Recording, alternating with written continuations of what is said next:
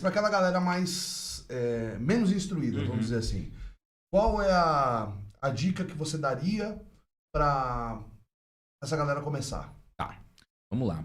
Dicas importantes aí para o mundo dos investimentos. Primeiro, né?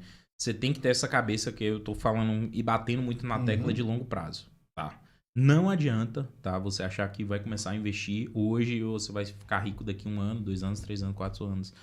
Porque as coisas não são assim. Cabeça de longo prazo, tá? Tenha a humildade de aprender, eu acho que isso é importante, né? Busque estar próximo de pessoas que têm experiência, vivência e conhecimento, né? Consumindo conteúdo de fato dessas pessoas. E hoje com a internet nem se fala, né? É muito simples.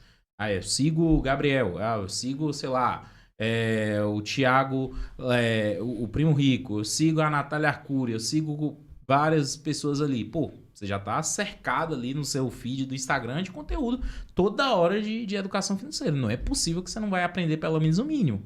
YouTube, YouTube não se fala. YouTube tem cursos completos de investimento, né? Então, tenha essa vontade de aprender, né? Se force, porque eu sei que é ruim, né? Pegar seu tempo livre para aprender sobre investimentos não é fácil, mas se force a isso. E um ponto importante também é não tenha ganância, né? Não vai querer investir no investimento que vai te trazer mais retorno, não vai querer já de cara, né, colocar uma hiperagressividade ali no movimento de investir porque você vai quebrar a cara. É aí que a grande maioria das pessoas se frustra. Tá? É aquela pessoa que vai, agora eu vou começar, vou para a Bolsa de Valores, vou ali pegar os fundos imobiliários que mais pagam dividendos, né? Tem gente que quer começar a investir assim. Vou lá, puxo a lista de todos os fundos e seleciono aqueles que mais pagam dividendos, vai lá e compra. Né? Só que muitas vezes aquele alto dividendo esconde alguma surpresa extremamente não agradável para a pessoa. Né? Pode ser que um fundo imobiliário esteja se desfazendo de algum ativo e está repassando isso como um investimento e é um dividendo extraordinário aquele mês. No outro mês não vai ter mais. Tem várias coisas que podem acontecer, então sempre desconfia disso, né? Se tem algum ativo que está pagando muito acima da média de mercado, por que isso está acontecendo? Então acho que esses são os conceitos que eu deixo aí para a galera, né? Ter essa paciência, estudar, não ser muito agressivo, né? E pensar a longo prazo. Essa possibilidade de pagamento de dividendos, você consegue pegar nesse relatório que está disponível nas corretoras, na Bolsa de Valores. Para poder saber se aquela empresa ou se aquele fundo ele realmente paga aquele dividendo mês a mês ou se foi algo extraordinário naquele mês, né? Exato. Hoje é muito fácil também. Se você entrar no Google, digitou o código do fundo imobiliário, vai vir uma pancada ali de sites que já te trazem isso, né? Esse relatório mostrando isso. O dividendo. Fundo imobiliário tal pagou esse dividendo nessa data e tudo mais. E as principais informações, tá? Tem vários sites. Funds Explorer, FIS.com.br, Status Invest, Suno. Tem vários sites especializados em investimento que já trazem essa informação mastigada literalmente para você. Você não vai precisar abrir um relatório grande para ver isso, não. O próprio site aí, só digitar o nome do fundo imobiliário no Google, você já tem esse acesso. É muito simples. E o que caracteriza uma pessoa mais agressiva ou menos agressiva dentro da bolsa? Cara, principalmente em fundos imobiliários, o que vai caracterizar mais essa agressividade ali é principalmente quando você olha para os dividendos, né? O cara que quer ganhar, sei lá, hoje, como eu te falei, a média ali do mercado de fundos imobiliários é entre 0,8%, 0,9%, 1%, né? O cara quer ganhar 1,5%. 2%, dá para ganhar? Dá. Dá para o cara falar, pô, quero ganhar 2% aqui de dividendos. Dá para eu fazer uma carteira, comprar fundos imobiliários que vão me trazer essa possibilidade?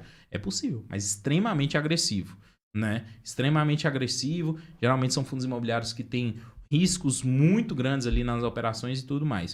O investidor mais conservador é aquele investidor que vai querer o quê? Olhar primeiro para qualidade do ativo, olhar primeiro para histórico do ativo, olhar primeiro para a qualidade, não só dos imóveis, mas a qualidade da própria gestão, de quem administra aquele fundo imobiliário, né? Então, e muitas vezes a gente vai ver grandes empresas, BTG, XP e tudo mais, com retornos menores do que gestoras menores aí em mercado, mais desconhecidas e tudo mais. Mas onde está o grande risco? Naquele gestor que tem 10, 15, 20, 30, 40 anos aí no mercado, ou naquele gestor que tem 1 ano, 2 anos, que apareceu em mercado e tem pouca experiência, né? Então, tem muito disso, né?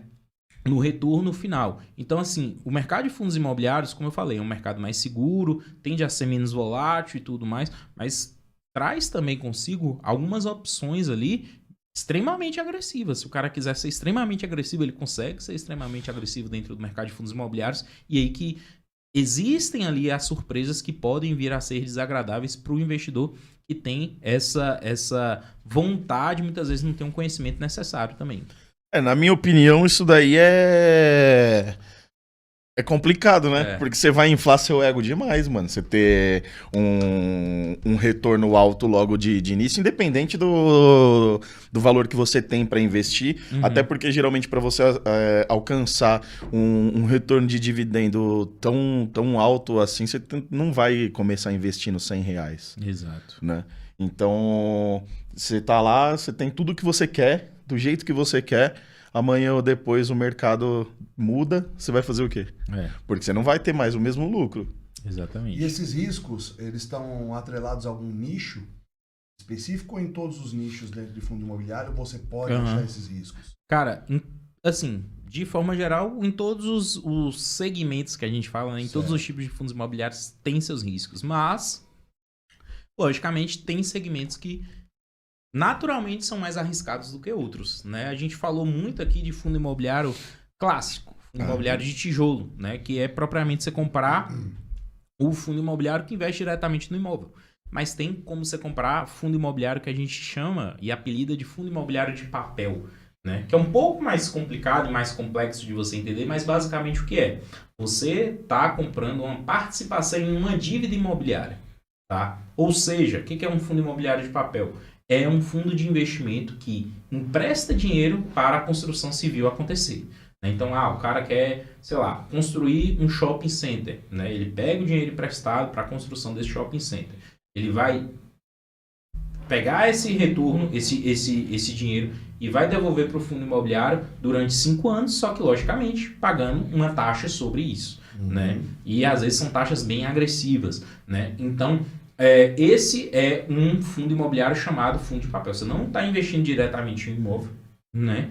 Você não tem grandes possibilidades de valorização daquele ativo, porque você está comprando dívida, mas você tem grandes possibilidades de retorno em dividendos, né? E é uma classe muito boa, mas reserva também grandes riscos ali para quem compra com essa visão ali de eu quero o que paga mais e tudo mais. Tá? Então, muito cuidado em relação a isso, principalmente aos fundos imobiliários aí chamados fundos de papel, porque a gente tem dentro aí dos fundos de papel três tipos, né?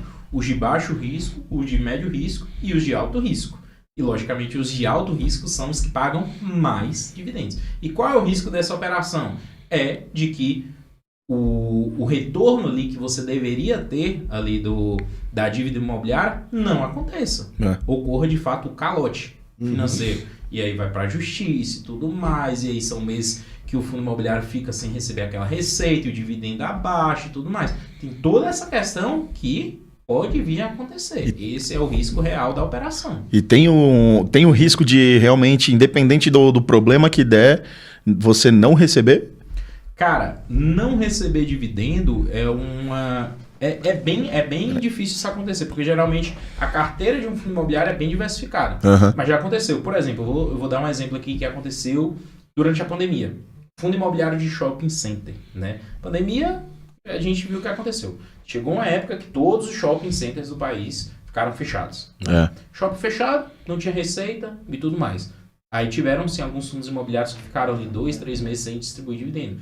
Algo totalmente extraordinário, mas já aconteceu, tá? Nesse sentido. Então, qual é a grande questão que um investidor de fundo imobiliário precisa fazer, né? Muita gente pergunta, Gabriel, qual é o melhor fundo imobiliário? E eu sempre falo, não existe o melhor fundo imobiliário. Existe a melhor carteira de fundos imobiliários para você, né?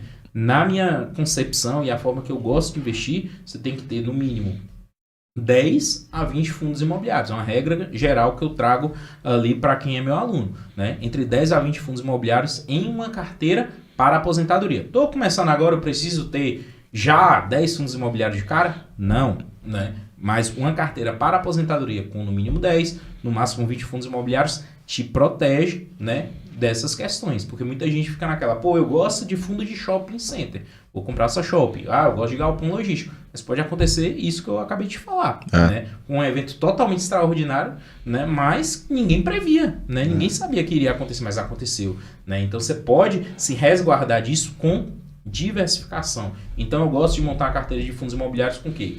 Um fundo de shopping, um fundo de galpão logístico, um fundo de varejo, um fundo de lajes corporativos, um fundo de papel, como eu te falei, né? Então eu gosto de ter essas classes variadas dentro da minha carteira de investimento, que cada uma dessas possui uma característica variada, mas para o longo prazo eu sei que eu estou protegido, né? Sei.